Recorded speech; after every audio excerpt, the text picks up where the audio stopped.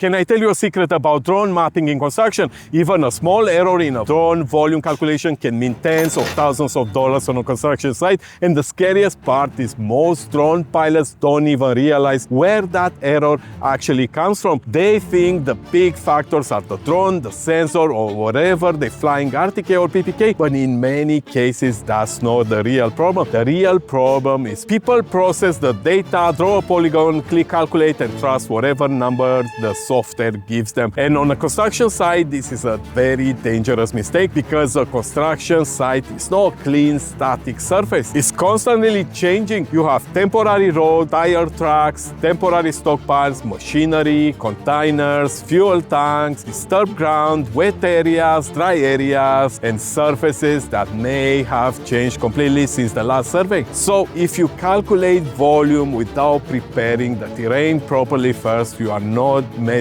earthwork. You are measuring a mixture of terrain, objects, noise, and assumptions. My name is Stefan Niculescu. I'm a professional land surveyor with more than 20 years of experience working on construction sites and calculating earthworks, volume. And in this video, I will show you the real problem with drone mapping in construction, the mistake most drone pilots make, and how to fix them properly. And by the way, if you're serious about drone surveying in construction, I also share this kind of practical insights in my email newsletter. The link is down in the description. Most of drone pilots I talk to, when it comes to volume calculation, treat it almost like a secondary thing. And that's exactly where the problem starts. Because on construction sites, volume calculation are not just numbers. Those numbers determine how contractors get paid, how materials are moved, how projects are planned. On construction sites, we usually deal with two main types of volume calculation.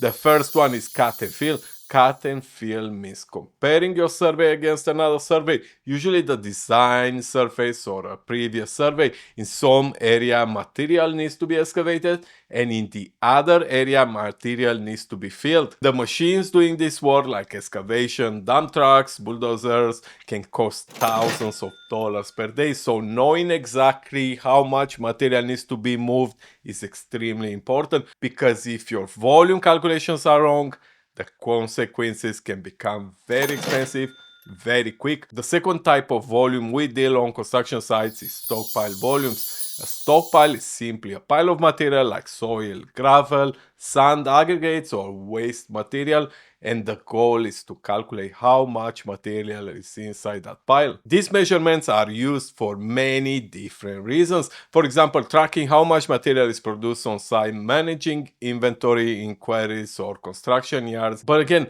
the accuracy of that number depends entirely on how the volume is calculated, because even small mistakes in calculation method can lead to significant errors in the final result. And this is exactly where the software you use becomes extremely important, because most photogrammetry software is designed to create models, but on construction sites we don't just need models, we need tools that allows us to understand, clean, and control the terrain before we calculate everything. And this is why in my workflow I use Virtual Surveyor, not because it gives me a number faster, but because it allows me to actually work with the terrain like a surveyor.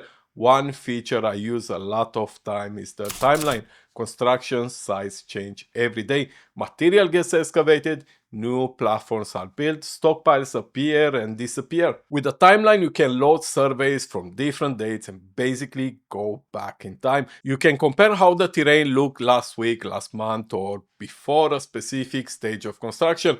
That makes it much easier to track progress and earthworks over time. Another very important tool is the terrain modifier. Remember earlier when I say construction sites are full of objects that shouldn't be part of the terrain, like machines, containers, equipment, temporary materials. With the terrain modifier, you can flatten or remove those objects so they don't corrupt your surface model. That way, your volume calculations are based on actual terrain, not on noise in the data. Virtual Surveyor also allows you to draw features and breaklines, and this is extremely important if you want to produce proper engineering surfaces. You can define edges of the road, platform slopes, or drainage lines. These features can help you generate a much cleaner model, and they can later be exported into CAD software for topographical surveys or engineering drawings, so your orthophotos are not just high-resolution images anymore. They actually become the basis for proper as-built drawings. Another part of the software that I find very useful is the analysis tool. For example, you can generate profiles and cross-sections through the site,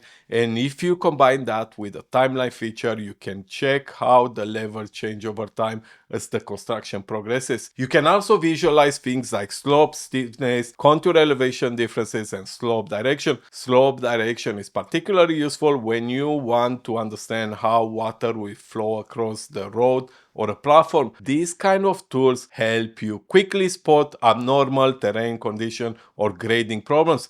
And when it comes to reporting, you can export stockpiles and volume calculation in a structured and comprehensive format. And if you use one of the paid versions, you also get Terrain Creator, which is their photogrammetry processing engine. It allows you to process your drone photos and ground control points into orthophotos and DSMs that can be sent directly into Virtual Surveyor. For some workflows, that can actually be the only software you need for image processing all the way to terrain analyzing. And to be fair, what I showed you here is just scratching the surface. There is more that can be done with this software depending on what type of project you are working on. So if there is a specific feature or workflow you are curious about, drop it in the comments and I might cover it in a future video. But all this information is useless if you're still making this very common error that kills your drone accuracy. So watch this video next if you want to find out more.